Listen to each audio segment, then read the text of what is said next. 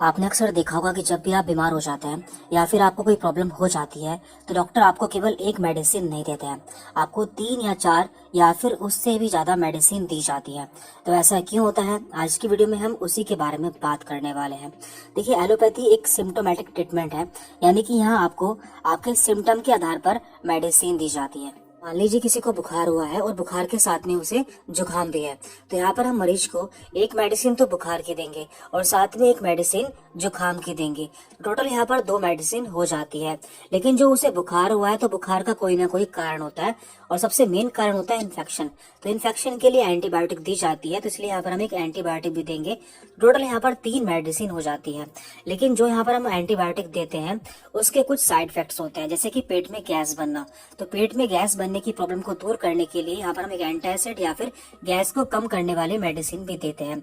तो कुल मिलाकर यहाँ पर 4 मेडिसिन हो जाती है। कभी कभी जब मरीज को कमजोरी लगती है या फिर उसमें विटामिन की कमी हो जाती है तो डॉक्टर्स साथ में एक मल्टीविटामिन को भी ऐड कर देते हैं। तो इससे हम एक एग्जाम्पल से समझ लेते हैं। मान लीजिए कोई मरीज हमारे पास में आया है और उसे बुखार है यानी कि फीवर है, साथ में उसे कफ है यानी कि खांसी हो रही है, हेडेक है, सर में दर्द है, रनिंग नोज यानी कि उसकी नाक बह रही है और स्नीजिंग यानी कि उसे छींके आ रही है। तो ऐसे कंडीशन में हम उसे कौन कौन सी दवाई देंगे तो इसे हम जान लेते हैं। और देखिए, यहाँ पे जो हम मेडिसिन यूज करने वाले हैं ये केवल आपके नॉलेज के लिए, आपको इनमें से कोई भी दवा खुद से यूज नहीं करनी है, क्योंकि हर पेशेंट की कंडीशन में मेडिसिन अलग हो सकती है। तो यहाँ पर हमने बात की है फीवर, कफ, हेडेक, रनिंग नोज और स्नीजिंग की। सबसे पहले हम कोशिश करते हैं कि हम ये जान पाए कि जो मरीज है उसकी मेन प्रॉब्लम क्या है या फिर उसकी बड़ी प्रॉब्लम क्या है। तो यहाँ पर जो मरीज आया था उसकी जो मेन प्रॉब्लम थी वो था फीवर और हेडेक, यानी कि उसे काफी तेज बुखार था और काफी तेज उसके सर में दर्द था।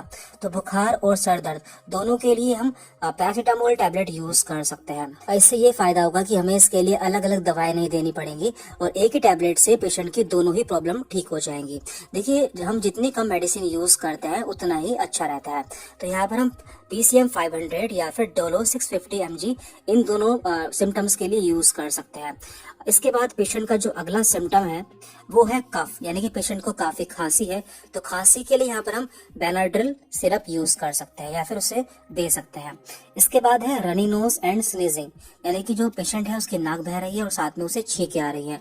तो ये दोनों ही एक एलर्जी के साइन है या फिर एलर्जी के सिम्टम है। तो ऐसे में हमें एक एंटी एलर्जिक मेडिसिन यूज करनी होगी। इसके लिए यहाँ पर मोन्टेर एलसी टैबलेट यूज की गई है। मोन्टेर एलसी एक एंटी एलर्जिक मेडिसिन होती है जिसमें कि 2 सॉल्ट पाए जाते हैं। एक होता है इसमें मोन्टेलुकास्ट और एक होता है लिवोसिट्रिजिन। ये दोनों ही एंटी एलर्जिक दवाएं हैं जिससे पेशेंट को रनी नोज और स्नीजिंग में आराम मिल जाएगा। इसके बाद यहाँ पर है एंटीबायोटिक, क्योंकि जो पेशेंट को बुखार हुआ है तो हमें यहाँ पर एंटीबायोटिक भी देनी होगी। तो इसके लिए यहाँ पर हम एजिथ्रोमाइसिन 500 OD यूज कर सकते हैं, जो कि एक एंटीबायोटिक है और पेशेंट में इन्फेक्शन को कम कर देती है। देखिए, यहाँ पे हमने एक एंटीबायोटिक का यूज किया है। जो एंटीबायोटिक मेडिसिन होती है ये पेट में गैस को या फिर एसिड को बढ़ा देती है, तो इसे कम करने के लिए हमें यहाँ पर एक एंटासिड को भी इस्तेमाल करना होगा। तो यहाँ पर हमने मेडिसिन यूज की है एजिथ्रोमाइसिन, तो ये पेट में गैस को बढ़ा देती है या फिर गैस्ट्राइटिस की प्रॉब्लम को बढ़ा देती है। तो उसे न्यूट्रलाइज करने के लिए यहाँ पे हम रेंटेक 150 टैबलेट यूज कर सकते हैं, जो कि गैस को कम करती है।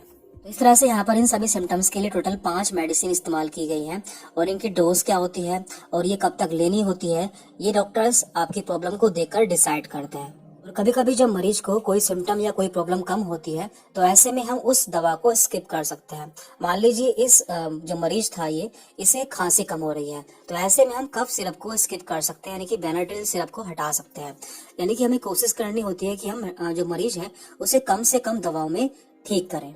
यानी कि यदि पेशेंट की प्रॉब्लम कम होती है तो यहाँ पर हम कम दवाओं का इस्तेमाल कर सकते हैं और यदि ज्यादा होती है तो हम यहाँ पर हम मेडिसिन को बढ़ा सकते हैं। और कभी कभी जो पेशेंट होता है उसकी प्रॉब्लम बहुत ज्यादा बढ़ जाती है, तो ऐसी कंडीशन में हमें इमरजेंसी की जरूरत होती है, तो ऐसे में हम इंजेक्शंस का भी इस्तेमाल कर सकते हैं।